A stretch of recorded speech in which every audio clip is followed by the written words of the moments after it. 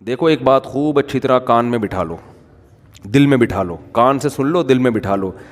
عام طور پہ جب ہم لوگوں کو صدقات و خیرات کی ترغیب دیتے ہیں تو لوگ کہتے ہیں پہلے ہمارے موٹے موٹے ضروری کام نمٹ جائیں، کچھ چیزیں ہیں، اس کے بعد انشاءاللہ ہم کیا کریں گے، پیسے جو بچ جائیں گے تو پھر ہم انشاءاللہ کسی اچھے کوئی مدرسہ بنا لیں گے، کوئی ہسپتال بنا لیں گے، اچھے کام کریں گے ہم. یہ بہت بڑی مسٹیک ہو رہی ہے آپ سے، اس لیے کہ آپ نے اس کو ضروری کاموں کی فہرست میں شامل نہیں کیا. آپ ابھی تک دنیا کو مسافر خانہ سمجھنے کے لیے تیار نہیں ہو. یہ ضروری کام سب سے پہلے ہونا چاہیے کیونکہ موت کا کوئی بھروسہ نہیں ہے. اور آخرت کے لیے صدقہ جاریہ کہ آپ کا کوئی ایسا اکاؤنٹ کھل جائے جو آخرت میں آپ کے کام آئے. کوئی ہسپتال بنا دیا، کوئی مدرسہ بنا دیا، کوئی کنواں کھدوا دیا، یتیم خانہ بنوا دیا، یا یتیم خانے کے ساتھ تعاون کر دیا، یا کسی گھر کو پراپر بیس پر آپ نے کوئی بھی جو وہ تو بہت سارے مصارف ہیں نا. تو میں نے لاکھوں پتی لوگوں کو بھی دیکھا ہے کہ بھائی اللہ نے آپ نے ولیمے پہ 6 لاکھ روپے اڑا دیے، اور یار 8-10 لاکھ کا کوئی ادارہ بنا دو، یا کسی مدرسے میں کوئی ڈسپینسری بنا دو، یا کوئی اچھی فالتو نہ اڑاؤ جا کے کوئی بھی مانگ رہا ہے پکڑا دیے. یہ بھی بہت بڑی مصیبت ہے لوگوں کے ساتھ. اب جیسے وہ عرب کا جو شیخ ہے نا، جو اس بھکاری اس کے ماں باپ کو دعائیں دے رہا تھا اور یہ پیسے دے رہا تھا، تو میں اس عرب کے پاس ہوتا، میں کہتا آپ صدقہ کریں مگر ایسے ہی نہیں کسی کو پکڑانا شروع کر دیں، کیونکہ اس سے جو مستحق ہوتے ہیں ان کا حق مارا جاتا ہے. آپ یہ دیکھیں کہ یہ واقعی مستحق بھی ہے یا نہیں ہے، ورنہ وہ کوئی بھی دعائیں دے کے پیسے نکالنا شروع کرے گا. نکالو ٹھیک ہے، اس کا جذبہ اچھا تھا، اللہ کرے اس کے ماں باپ کی مغفرت ہو گئی ہو، لیکن اصول جو شریعت نے بتایا ہے کہ پیسہ اللہ کی بہت بڑی نعمت ہے اور نعمت کو ضائع کرنے کی اجازت نہیں ہے. بہت سوچ سمجھ کے آپ نے خرچ کرنا ہے کہ مخلوق کو فائدہ زیادہ سے زیادہ ہو. کم سے کم انویسٹمنٹ میں زیادہ سے زیادہ فائدہ کیسے ہو سکتا ہے، پھر اس میں زیادہ انویسٹمنٹ کرو. جیسے دنیا کے بزنس کا اصول ہے نا کہ انویسٹمنٹ کوشش ہو کم سے کم اور پروفٹ زیادہ سے زیادہ. ایسا تھوڑی کہ کوئی بھی کاروبار کے لیے 1 کروڑ مانگ رہا ہے، آپ نے کہا پکڑا دیا، چل دیکھا جائے گا کتنا پروفٹ آ رہا ہے. تو بھائی جو دنیا کی تجارت کا اصول ہے وہی اصول آخرت کا. تو آخرت کا اصول یہ ہے کہ جو 2 چیزیں اس میں فوکس کرنی ہے. انسانیت کی خدمت زیادہ سے زیادہ کس کام میں ہے. بعض کام ایسے انسانیت کی خدمت بہت ہے مگر ان کے اثرات زیادہ عرصے نہیں رہتے، پھر بھی یہ کام کرنا ہے کیونکہ اس میں خدمت کیا ہے. جیسے بھوکے کو کھانا کھلانا. اب ایک آدمی کے پاس کھانے کے پیسے نہیں، علاج کے پیسے نہیں، وہ تو مر جائے گا بیچارہ. بھوک کی تکلیف کون برداشت کر سکتا ہے. تو بھوکے کو کھانا کھلانا یہ بظاہر صدقہ جاریہ تو نہیں ہے کیونکہ یہ زیادہ ٹائم تک چلے گا نہیں نا. کھانا کھا لیا، پیٹ بھر گیا، بس ختم. لیکن یہ خدمت بہت بڑی ہے تو اس کو بھی فوکس کرنا ہے. اور بعض چیزیں ایسی ہوتی ہیں کہ جس میں فوری طور پر خدمت تو بہت نہیں ہو رہی ہوتی لیکن اس کا اثر آپ کے مرنے کے بعد بھی قائم. جیسے کنواں بنا دیا آپ نے. اب کنواں ایسی چیز ہے جب تک کنواں رہے گا لوگ پانی پئیں گے، آپ کو ثواب ملتا رہے گا. درخت لگا دیا، مر گئے تو درخت سے کوئی بہت زیادہ، ایک درخت سے کیا فائدہ ہوگا. نہیں آ رہی سمجھ میں بھائی ان کے. بھائی آپ نے ایک نیم کا درخت لگا دیا تو کوئی بہت تو نہیں نا، کوئی لوگ اس کو کھائیں گے تھوڑی. نہیں بھی لگاتے تو کیا ہو جاتا. تو اس میں انسانیت کا فوری طور پہ کوئی بہت زیادہ فائدہ نہیں ہو رہا ہے ایک درخت سے، لیکن اس کے اثرات بہت دیر تک قائم رہیں گے. یعنی آپ مر بھی گئے تو درخت کے نیچے کوئی بھی چھاؤں لے گا، درخت آکسیجن سے فائدہ پہنچائے گا، چرند پرند اس سے کھائیں گے. تو آپ صلی اللہ علیہ وسلم نے فرمایا، صحیح مسلم کی حدیث ہے، جس نے درخت لگا کے مر بھی گیا تو جب تک درخت رہے گا اس کو ثواب ملتا رہے گا. تو اس میں فائدہ تو کم ہے لیکن دیر پا ہے، مرنے کے بعد بھی یہ عمل چلتا رہے گا. تو ان 2 قسم کی چیزوں کو فوکس کرنا ہے. اور کچھ چیزیں ایسی ہیں جس میں جسمانی فائدے کے ساتھ دینی فائدہ بھی ہے. جیسے دینی مدارس کو سپورٹ کرنے کا فائدہ کیا ہوتا ہے. غریب طلبہ کو کھانا بھی ملتا ہے، علم بھی ملتا ہے، وہ عالم بن کے دنیا میں کام کرتے ہیں. تو صدقہ جاریہ بھی ہے. مرنے کے بعد وہ علماء جو کام کریں گے پھر آگے ان سے جو ہدایت پھیلے گی، پھر وہ لوگ آگے جو تبلیغ کریں گے، تو جب تک اسلام باقی رہے گا آپ کو ثواب ملتا رہے گا. لیکن اب یہ بھی نہیں کہ کسی بھی مدرسے میں اٹھا کے دے دو. سوچ سمجھ کے کون کام کر رہے ہیں، کون ویژنری لوگ ہیں، کون بہت اس میں پھینکنا نہیں ہے میرے بھائی. جیسے دنیا کی تجارت میں پیسہ پھینکا نہیں جاتا.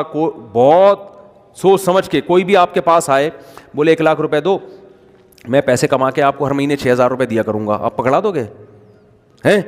انکوائری کرو گے بھائی 1 لاکھ کہاں کون سا کاروبار آ گیا جس میں 1 لاکھ پہ آپ مجھے 10,000 دو گے یا 6,000 دو گے. وہ بتائے گا یہ ہے, اچھا مجھے دکان دکھاؤ چل کے. پھر جب آپ کو دکان دکھائے گا تو آپ کہو گے جب 1 لاکھ پہ آپ 6,000 کما سکتے ہو تو اپنے ہی لگا لو. ہیں کیا خیال ہے بھائی؟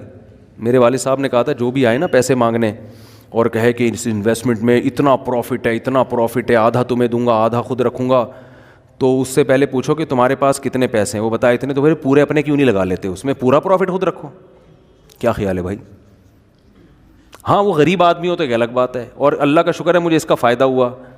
ایک دفعہ ہوا, دوسری دفعہ والد صاحب کی نصیحت پہ عمل نہیں کیا تو سارے پیسے ہی الحمدللہ سارے ہی ڈوب گئے تھے. ٹھیک ہے. ایک دفعہ فائدہ بھی ہوا. ایک صاحب جو ایک بڑے پوش ایریا میں رہتے تھے, میں چونکہ اس ایریا کا نام لوں گا تو کہیں ایسا نہ ہو وہ سمجھ جائیں, لیکن قصہ پرانا ہو گیا وہ نہیں سمجھیں گے, پھر بھی احتیاط یہی ہے کہ نام نہ لیا جائے. مالدار علاقے کے تھے. مجھے کہنے لگے کہ میں یہ کاروبار کرنا چاہتا ہوں.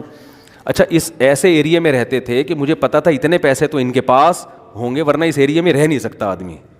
اب ایک آدمی ڈیفینس, ایک مثال دے رہا ہوں ڈیفینس کی, ڈیفینس میں رہتا ہو اور کہ میری تنخواہ 10,000 روپے, تو آپ کہو گے بھائی 10,000 والا ڈیفینس میں نہ کرائے پہ رہ سکتا ہے, اور اپنا گھر ہو تو سوال ہی پیدا نہیں ہوتا, 1 کروڑ کا تو نے گھر کیسے خرید لیا 3 کروڑ کا ہے بھائی.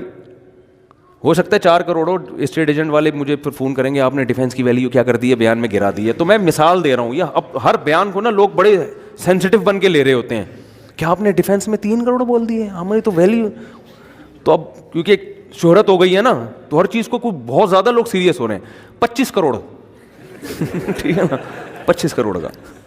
اب اس سے پھر لوگ پریشان ہوں گے, یار ہم لے رہے تھے آپ نے قیمت بڑھا دی. تو بھائی یہ محض ایک مثال ہے, مجھے نہیں پتا ڈیفینس میں قیمتیں کیا چل رہی ہیں, تو کچھ بھی لگا لو قیمت. تو آپ نے کیا کیا, بات کیا چل رہی تھی؟ ہاں بندہ میرے پاس آیا, رہتا پوش ایریا میں, مالدار علاقے میں, مجھے کہنے لگا آپ مجھے پیسے دو, میں یہ چیز خرید کے بیچوں گا, آدھا پروفٹ آپ کا آدھا میرا. تو مجھے ابا کی بات یاد آ گئی. میں نے کہا جو اتنے انویسٹمنٹ آپ مجھ سے کروا رہے ہو تو یہ چیز آپ خود خرید کے بیچ دو پورے پیسوں کی, پورا پروفٹ آپ کا, مجھے آدھا کیوں دے رہے ہو؟ انویسٹمنٹ جو مجھ سے کروا رہا ہے اور آدھا پروفٹ دے رہا ہے, اس کا مطلب وہ رسک لینے کے لیے تیار نہیں ہے. بولے ڈوبیں تو اس کے ڈوبیں, اس کا مطلب آپ کو خود پتا ہے کہ یقینی پروفٹ نہیں ہے. سمجھتے ہو کہ نہیں سمجھتے؟ تو کسی کو پیسے دینے سے پہلے جیسے انکوائری کرتے ہو نا, صدقہ خیرات سے پہلے بھی ایسے انکوائری کیا کرو, کیونکہ آپ کے پاس لامحدود رقم نہیں ہے. غیر مستحق کو دینے کا سب سے بڑا نقصان یہ ہے کہ مستحق لوگ رہ جاتے ہیں. لوگ کہتے ہیں کسی غیر مستحق کو چلا گیا تو کیا ہے, او بھائی پھر اتنے پھر مستحقین رہ جائیں گے اس سے, اور ثواب کمانا ہے نا تو ثواب تو جب ہی ملے گا جب آپ کا پیسہ صحیح جگہ پہ جائے گا. جو غیر مستحق ہو اس کو ہدیہ دے دیا کرو بھائی دوستی یاری میں, کہ چل یار گفٹ ہے. بات آ رہی ہے سمجھ میں؟ تو یہ میں اہم پوائنٹ کی بات بتا رہا ہوں کہ 2 جگہ خرچ کرنا ہے, ضرورت اور دوسرا جس کا اثر دیر پاؤ. تو صدقہ جاریہ بھی اچھی چیز ہے, اور انسانیت کی ضرورت پوری کرنا. آپ کہہ سکتے ہیں یار ایک بھوکے کو کھانا کھلا دیا پیٹ بھر گیا تو وہ تو بس ایک ثواب مخصوص مل گیا تو اب تو ختم نا, صدقہ جاریہ تو قیامت تک رہتا ہے. یہ اس لیے بتا رہا ہوں کہ ہم بعض دفعہ لوگوں کو بتاتے ہیں کہ یار یہ دیکھو یہ غریب ہے, اس کو بیوہ ہے, اس کے گھر میں راشن ڈال دو, کہہ رہے ہیں نہیں ہم تو صدقہ جاریہ چاہتے ہیں. تو یاد رکھو صدقہ جاریہ کے اپنے فضائل ہیں کہ وہ چلتا رہے گا آپ کا, لیکن بھوکے کو کھانا کھلانے کے, اس کی ضرورت پوری کرنے کے اپنے, وہ ثواب تھوڑا ہے لیکن وزنی بہت ہے. وزنی کیسے؟ حدیث میں آتا ہے قیامت کے دن اللہ اعلان کریں گے, جب میدان حشر ہوگا نا, بہت سختی کا دن ہوگا, تو اللہ اعلان کریں گے کہاں ہیں وہ لوگ کہ جب میں بھوکا تھا تو انہوں نے مجھے کھانا کھلایا, میں پیاسا تھا تو انہوں نے مجھے پانی پلایا, آج ان بھوکوں کو میں کھلاؤں گا کیونکہ انہوں نے مجھے کھلایا تھا. جیسے ہوتا ہے نا, آپ کو بھوک لگ رہی تھی, کسی نے آپ کا اکرام کیا, تو اب آپ کو کہیں وہ بھوکا نظر آئے تو آپ سب سے پہلے اس کو کھلاؤ گے نا. یار میں ٹی وی میں آ رہا ہوں کیا ہیں, تھک گئے ہیں تو بیان ختم کر دیتا ہوں, بس ویسے ہی بھی ختم ہونے والا ہے. دیکھو غیرت مند انسان کیا کرتا ہے, آپ بھوکے تھے اور آسان مثال, آپ کی گاڑی میں پیٹرول ختم ہو گیا, آپ نے پیٹرول پمپ والے سے کہا یار تھوڑا سا ڈال دو, پیسے بعد میں دے دوں گا میں آپ کو, ابھی جیب میں ہے نہیں. اس نے کہا چل یار ڈال دیا پیٹرول, میں اپنے پیسوں سے ڈال رہا ہوں, جاؤ یار. ایک دن کیا ہوا, اتفاق سے آپ پیٹرول پمپ کے مالک بن گئے. وہ آیا گاڑی لے کے, پیٹرول نہیں ہے, لائن لگی ہوئی ہے, بہت سے غریب آ گئے بغیر پیٹرول کے نا ٹھیک ہے نا. اب آپ کے پاس محدود پیٹرول ہے تو آپ کس کی گاڑی میں ڈالو گے؟ آپ اعلان کرو گے بھائی جنہوں نے میری بائک میں یا گاڑی میں پیٹرول ڈالا تھا نا وہ بندہ آگے آ جائے, اس کو تو اس کی ضرورت تو پوری کرنی ہے. تو ایک عام انسان جب یہ کام کرتا ہے تو اللہ تو غیور ہے بھائی, تو اللہ اعلان کرے گا بھوک اور پیاس میں لوگ تل ملا رہے ہوں گے, اللہ کہے گا سب سے پہلے ان کو کھلاؤں گا جنہوں نے جب میں بھوکا تھا مجھے کھلایا, جب میں پیاسا تھا مجھے پلایا. تو لوگ کہیں گے اللہ تو کہاں بھوکا ہو سکتا ہے؟ تو اللہ کہیں گے میری مخلوق میں فلاں شخص بھوکا تھا تو اس کا بھوکا رہنا ایسا ہی ہے جیسے میں, کیونکہ حدیث میں آتا ہے الخلق عیال اللہ, جیسے گھر کا کوئی سربراہ ہوتا ہے نا تو بچے بھوکے ہوں گے تو تکلیف کس کو ہوتی ہے؟ باپ کو ہوتی ہے کہ نہیں ہوتی ہے؟ تو آپ صلی اللہ علیہ وسلم نے فرمایا اللہ کی مخلوق بھی ایسے جیسے اللہ کے اہل و عیال, اللہ کا تو اہل و عیال نہیں ہوتے لیکن مثال دی ہے, ایسے ہی ہے. اللہ کو ان کی فکر ایسے ہی ہے. وہ الگ بات ہے بہت سے بھوکے مرتے ہیں, یہ اللہ کی تقدیر ہے, یہ اللہ کی حکمت ہے, دنیا کو اللہ نے ایسے ہی چلایا ہے کہ کسی کو ملے گا کسی کو نہیں ملے گا. یہ اب اس میں تو اللہ سے نہیں الجھ سکتے, لیکن اللہ اعلان کرے گا کہ میری مخلوق میرا خاندان تھی, گویا کہ اللہ کا خاندان نہیں ہوتا, یعنی میرے ماتحت تھی اور میں لوگوں کے ذریعے لوگوں کو کھلاتا ہوں. تو جب میں بھوکا تھا تو فلاں کا بھوکا ہونا ایسا ہی ہے جیسے میں بھوکا. تو اس سے پتہ چلتا ہے کسی بھوکے کو کھانا کھلانا ایسے جیسے آپ کس کو کھلا رہے ہو؟ اللہ کو. تو اگرچہ یہ صدقہ جاریہ نہیں ہے لیکن بھائی ایک نیکی ہے, لیکن یہ وزنی بہت زیادہ ہے. تو ان دونوں مدوں میں خرچ کیا کرو. کرو گے کب؟ لوگ کہتے ہیں اچھا ٹھیک ہے, وہ ایک دو کو تو کھلا دیتے ہیں, جو بڑا اماؤنٹ جو ہے نا جیسے اپنی شادی بیاہ پہ خرچ کرتے ہیں, گاڑیوں پہ خرچ کرتے ہیں, مکان پہ خرچ کرتے ہیں, اس ٹائپ کا اماؤنٹ اللہ کے لیے خرچ, اللہ کے لیے بس وائپر والے کو 20 روپے. اب تو 20 ریٹ تھوڑے بڑھ گئے ورنہ 5 پہ چل رہے تھے, وہ پھر کھلا مانگ بھی رہے ہوتے تھے. وہ پھر کیا مانگ رہے ہوتے تھے؟ ایک آدمی نے کسی فقیر سے کہا کہ ایک فقیر کسی آدمی کے پاس آیا کہ اللہ کے نام پہ نا پتہ نہیں کچھ چائے پلا دو یا کچھ کھانا کھلا دو. تو اس نے 100 کا نوٹ نکالا, بولا کہ 50 روپے ہیں. اس نے کہا ہاں. اس نے کہا کہ 50 روپے دے گا واپس لے گا. اس نے کہا پہلے وہ اس سے پی لو جا کے. ٹھیک ہے, یہ بھی لوگوں کو جانچنے کا ایک, بھائی بھکاری سے بولے پہلے وہ پیسے تو خرچ کرنا تھے تیرے پاس ہیں, یہ بھی ایک طریقہ, بڑا خاندانی طریقہ ہے یہ. ٹھیک ہے نا. تو کیا بات کر رہے تھا یار, اصل میں آج میں اتنا صبح سے گھوم رہا ہوں نا, آج میں 1 منٹ کے لیے نہیں بیٹھا ہوں. صبح سے یہ کام وہ کام, ادھر ملاقات, ادھر جاؤ, فلاں ملتان سے آئے, فلاں کھانے وال سے آئے, فلاں جماعت آئی ہوئی ہے, فلاں یہ ہو رہا ہے. کھوپڑی سارا دن گھوم کے نا جب بیان میں بیٹھتا ہوں تو وہ اتنے مختلف قسم کے سگنل آ رہے ہوتے ہیں کہ اس کو گچی سے پکڑنا کیا ہوتا ہے, بہت مشکل ہوتا ہے کہ یار پوائنٹ سے ہٹے نہیں. تو ہاں میں یہ عرض کر رہا تھا, جلدی سے بات سمیٹ کے ختم کرتا ہوں, کہ لوگ یہ کہتے ہیں کہ پہلے موٹے موٹے کاموں سے فارغ ہو جائیں, یہ بھی, اس کے بعد جب بچا کے بڑھاپے میں بالکل اینڈ میں جا کے اتنے پیسے کسی مدرسے کو دے دیں گے. نبی صلی اللہ علیہ وسلم نے فرمایا انسان ساری زندگی, حدیث کا مفہوم ہے, مال جمع کر کے رکھتا ہے اور کہتا ہے کل خرچ کروں گا, کل خرچ کروں گا, کل خرچ کریں. پھر جب بڑھاپا آتا ہے کہتا ہے یہ فلاں کے لیے اور یہ فلاں کے لیے. فرمایا وقت کان علی فلان, اب تو وارثوں کا حق اس پہ ہو گیا. اب تو وارث کہیں گے ابا ہمیں محروم کرنے کے لیے, اپنی تو ساری عیاشی ابا نے کر لی. اب جب ابا کا انا للہ ہونے والا ہے, دنیا سے جانے والے ہیں, اب بچوں کو نظریں ہوتی ہیں دو دکانیں ابا کی میرے حصے میں آئیں گی. چلو ابا سے ایسی لالچ تو نہیں کرنی چاہیے, لیکن بہرحال پتہ ہے کہ یار چلو ابا نے بنائی, اب ہمارے کام آئیں گی. اب ابا کیا کر رہے ہیں, فلاں 2 دکانیں مدرسے کو دے دو, فلاں فیکٹری کو دے دو, یتیم خانے کو دے دو. تو اس میں نقصان کس کا ہو رہا ہے؟ کیونکہ اب تو ابا کو ضرورت نہیں ہے. تو نہ کرنے سے یہ بھی پھر بھی بہتر ہے 1/3 کے اندر کہ بچوں کو نقصان نہ ہو. اگر بچوں کو نقصان ہو رہا ہے پھر تو یہ بالکل صحیح نہیں ہے. حدیث میں آتا ہے کہ آخر عمر میں نا اس طرح سے صدقہ کر دینا کہ بچے دوسروں کے محتاج بن جائیں. آپ صلی اللہ علیہ وسلم نے اس کی اجازت نہیں دی ہے. لیکن اگر بچوں کے لیے اتنا چھوڑ کے جا رہے ہو آخر عمر میں کہ وہ اپنے پاؤں پہ اچھی طرح کھائیں گے پیئیں گے, تو پھر 1/3 آپ صدقہ بھی کر سکتے ہیں, جائز ہے اور اس کا بھی ثواب ملے گا. لیکن میرے بھائی یہ خاندانی صدقہ نہیں کہلائے گا, اس لیے کہ آپ نے تو بھرپور عیاشی کر لی نا. آپ کی تو 4 شادیاں معذرت کے ساتھ ہو گئیں, ایک جس کی ہو گئیں ان کی بات کر رہا ہوں, اور آپ کی تو جناب یہ بھی ہو گیا وہ بھی ہو گیا, سارے کام ولیموں پہ بھی اڑا دیا اور انویسٹمنٹ بھی دبا کے کر لی, کاروبار بھی ہو گیا, سب کچھ مزے تو اڑا لیے نا آپ نے. تو یہ نبی کی نظر میں افضل صدقہ نہیں ہے. افضل صدقہ یہ ہے, آپ صلی اللہ علیہ وسلم سے صحابی نے پوچھا یا رسول اللہ سب سے بہترین صدقہ کون سا ہے؟ آپ نے فرمایا وہ صدقہ ہے تأمل الغنا و تخشى الفقر, تمہیں امید ہو کہ اگر یہ پیسہ میں نے صدقہ نہیں کیا تو اس سے ڈبل بنا سکتا ہوں, پیسے سے پیسہ کما سکتا ہوں, یہ امید ہو, اس حال میں پیسہ صدقہ کرو. اور یہ بھی ڈر ہے کہ اگر کر دیا تو فیوچر میں غریب نہ ہو جاؤں.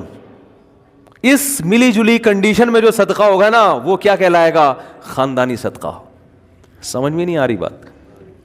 تو اس لیے صدقات و خیرات میں یہ نہیں کہہ رہا, یہ تو حدیث میں بھی منع ہے کہ اتنا کر دینا کہ کل لوگوں کے محتاج بن جائیں, یہ تو جائز ہی نہیں ہے نا, کہ اپنے ضروری جو بیوی بچوں کے ہیں وہ تو بہرحال, لیکن صرف اتنا کر لیں کہ آپ جب یہ کہتے ہیں نا کہ میرے یہ چند ضروری کام ہو جائیں تو پھر میں یہ کروں گا, یہ الفاظ غلط ہیں.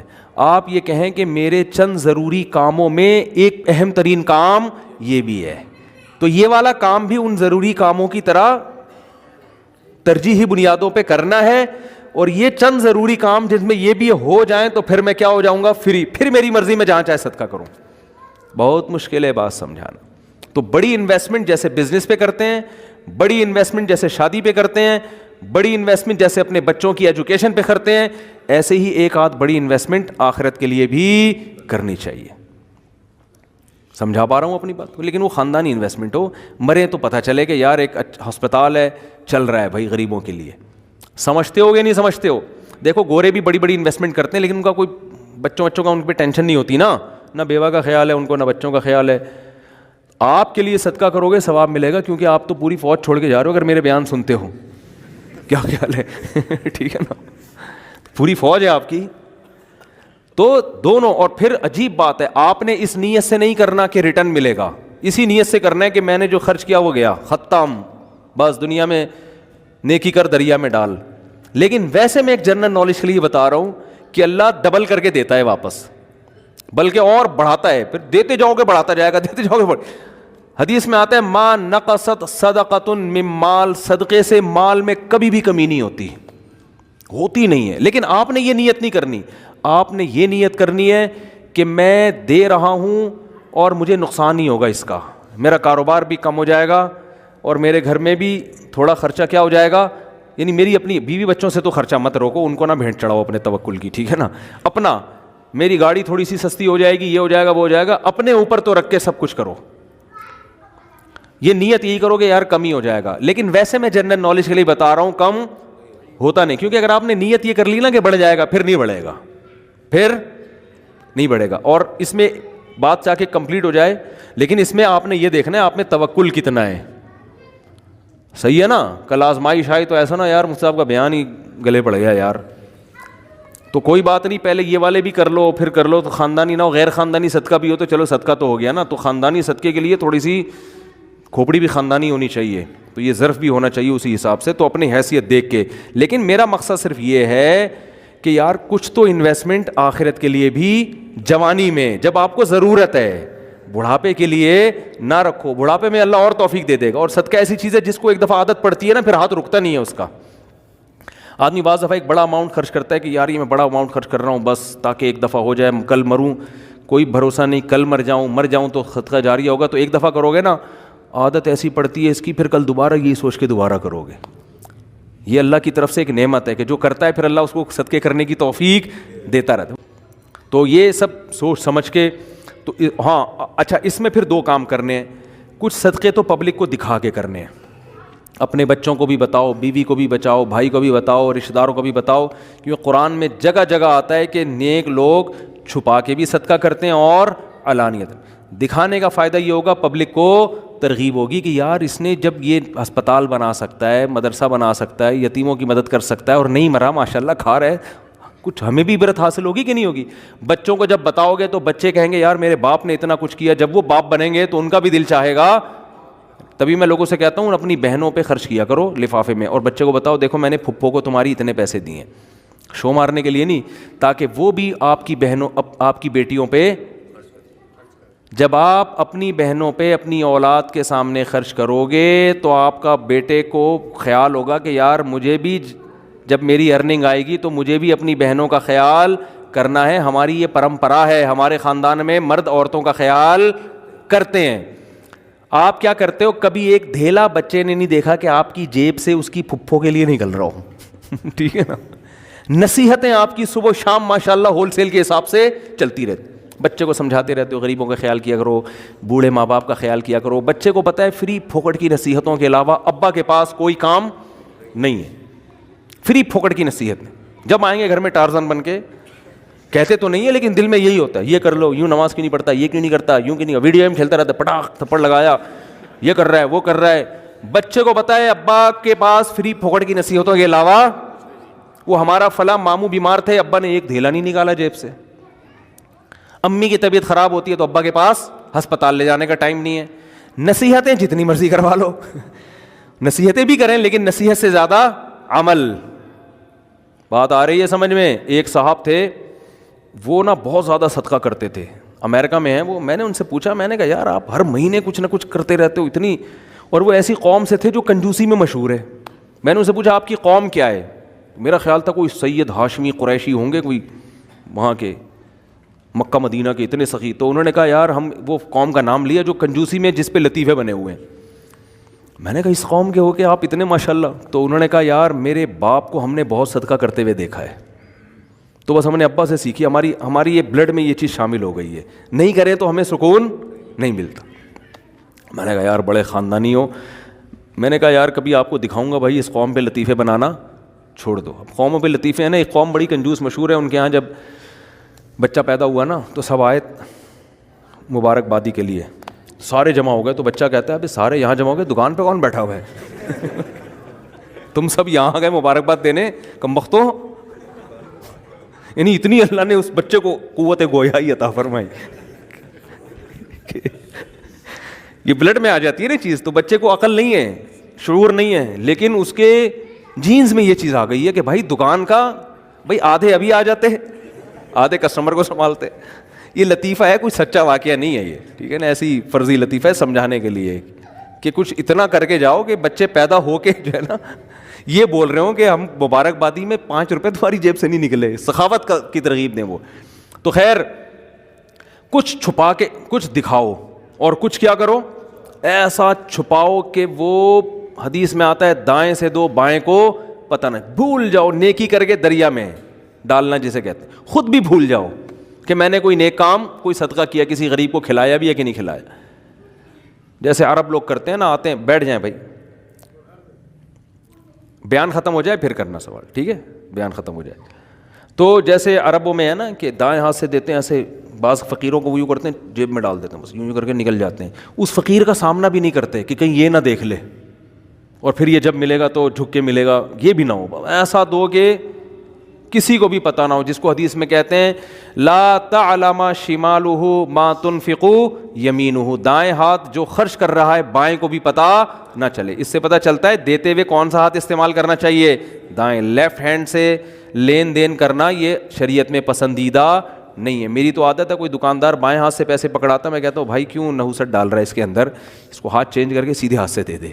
مجبوری ہو تو ایک الگ بات ہے, آپ ڈرائیونگ کر رہے ہیں تو پھر اب یہ تو نہیں کہ وہ جو ہے نا ایک ہاتھ سے گیئر پکڑا ہوا ہے کہ ہاتھ چھوڑ کے جی تو کھڈے میں گر گئی گاڑی, تو مجبوری میں لیفٹ ہینڈ استعمال کیا جائے گا. مجبوری میں الٹے ہاتھ سے کھانے کی بھی اجازت ہے مجبوری میں, لیکن نارملی ڈرائیونگ میں آپ الٹے ہاتھ سے مجبوری ہوتی ہے, بعض دفعہ بعض لوگ رائٹ ہینڈ سے صحیح اسٹیئرنگ پہ قابو رکھتے ہیں, لیکن نارملی نہ دائیں بائیں سے لیفٹ ہینڈ سے کھانا چاہیے, نہ لین دین کرنا چاہیے. سمجھتے